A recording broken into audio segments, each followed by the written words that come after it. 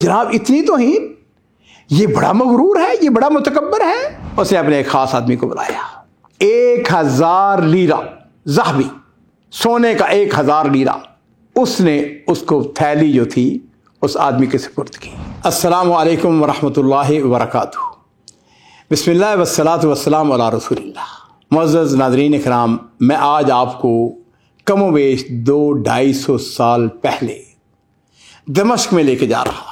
دمشق کا جو حاکم تھا نا اس زمانے میں، وہ مصر کے اوپر بھی حکومت کرتا تھا، اور اس کا نام تھا ابراہیم پاشا بن محمد علی۔ یہ شخص جو تھا ابراہیم پاشا، انتہائی ظالم، جابر، معمولی بات پر لوگوں کو پٹوا دینا، لوگوں کو قتل، غارت، سب کچھ۔ اس طرح حکمران جو ظالم ہوتے ہیں ان کا کردار، ان کا طریقہ ہوتا ہے۔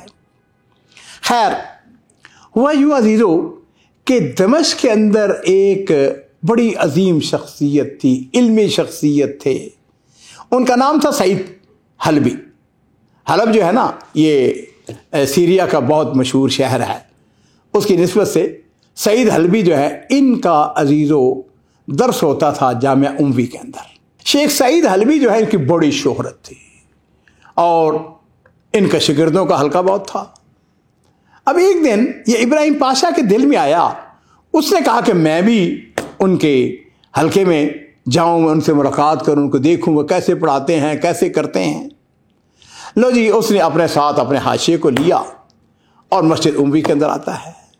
اب اس دن اتفاق ایسا تھا کہ سعید حلبی جو ہیں، انہوں نے اپنی ٹانگ جو ہے، اس کے اندر کوئی درد تھا یا کوئی ایسی کوئی پرابلم تھی، یا ویسے انہوں نے اپنی ٹانگ کو پھیلا رکھا تھا۔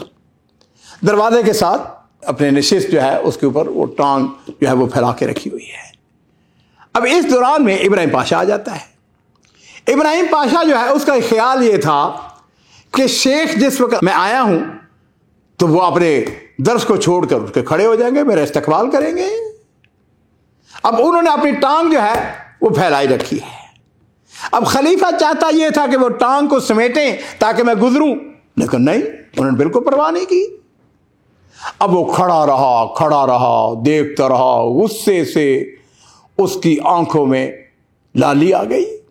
شیخ سعید حلبی کے جو شاگرد تھے، تاریخ میں آتا ہے عزیزو، انہوں نے اپنے کپڑے سمیٹنے شروع کر دیے کہ ابھی استاد کے ساتھ جو ہونے والا ہے اس کا ہم تصور نہیں کر سکتے، یہ تو معمولی بات پر، اور یہ اس کی توہین کہ انہوں نے اپنی ٹانگ کو پھیلا رکھا ہے۔ لو جی عزیزو، اس نے ادھر ادھر دیکھا اور پھر اس نے اپنے حاشیہ کو اشارہ کیا، واپس چلو۔ جس وقت واپس گئے تو جو ابراہیم پاشا کا حاشیہ تھا، اس نے کہا کہ جناب اتنی توہین، یہ بڑا مغرور ہے، یہ بڑا متکبر ہے، اس کا علاج ہونا چاہیے۔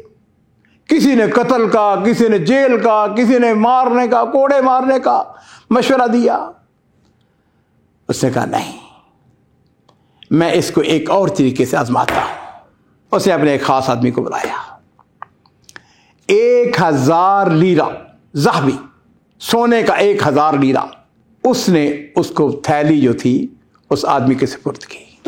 کہنے لگا ایسا کرو کہ جاؤ، جا کے میری طرف سے سعید حلبی کو، شیخ سعید حلبی کو میرا سلام کہنا، اور ان کو کہنا کہ سلطان نے آپ کو یہ گفٹ بھیجا ہے، اس کو قبول کیجیے۔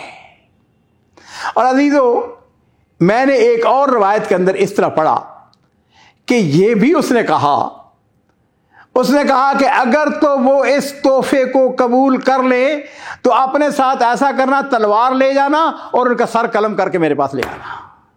لو جی عزیزو، ہوا یوں کہ وہ جو خاص ابراہیم پاشا کا جو ایلچی تھا نا، وہ اس نے 1000، بہت بڑی رقم تھی اس زمانے میں، آپ کہہ سکتے ہیں کروڑوں میں بات بنتی ہے وہ جی، اس نے وہ تھیلی پکڑی ہوئی اور امام سعید حلبی کے پاس پہنچ جاتا ہے۔ جا کے اس نے کہا، امام، سلطان آپ کو سلام کہتا ہے اور آپ کی خدمت میں یہ تحفہ پیش کرتا ہے، آپ اس کو قبول فرمائیں۔